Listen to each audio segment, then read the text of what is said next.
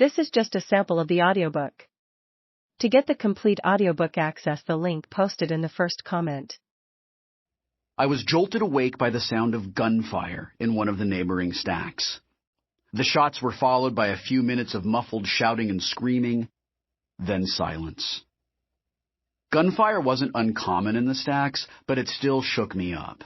I knew I probably wouldn't be able to fall back asleep, so I decided to kill the remaining hours until dawn by brushing up on a few coin-op classics: Galaga, Defender, Asteroids.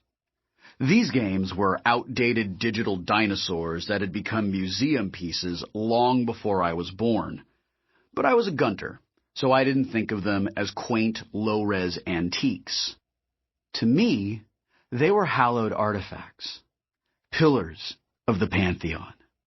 When I played the classics, I did so with a determined sort of reverence. I was curled up in an old sleeping bag in the corner of the trailer's tiny laundry room, wedged into the gap between the wall and the dryer.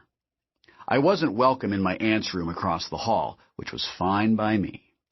I preferred to crash in the laundry room anyway. It was warm, it afforded me a limited amount of privacy, and the wireless reception wasn't too bad. And, as an added bonus, the room smelled like liquid detergent and fabric softener.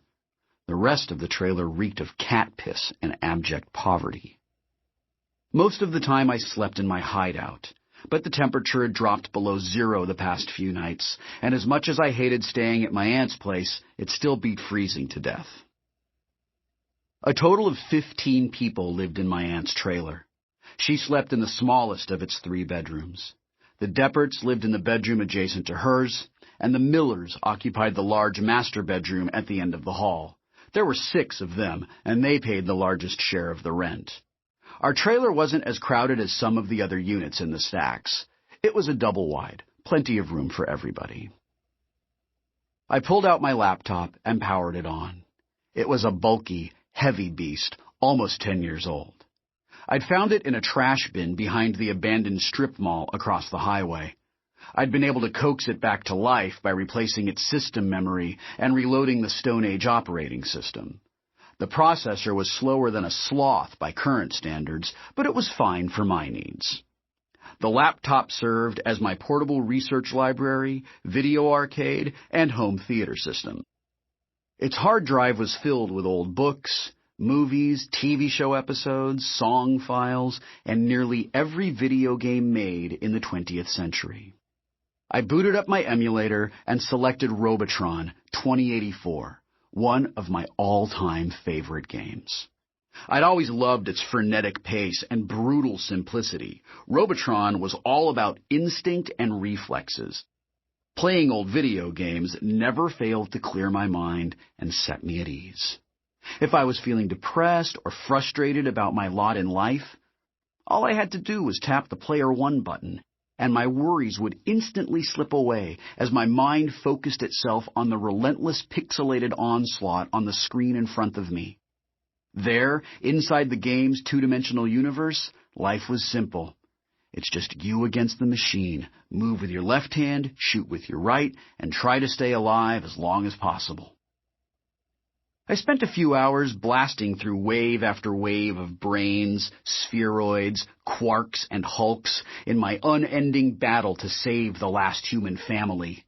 But eventually my fingers started to cramp up, and I began to lose my rhythm. When that happened at this level, things deteriorated quickly.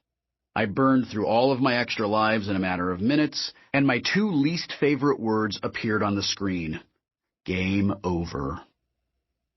I shut down the emulator and began to browse through my video files.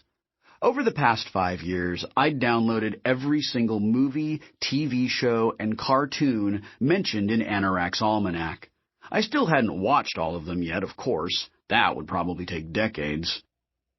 I selected an episode of Family Ties, an 80s sitcom about a middle-class family living in central Ohio.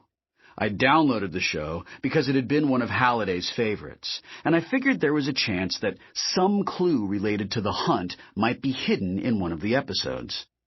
I'd become addicted to the show immediately and had now watched all 180 episodes multiple times.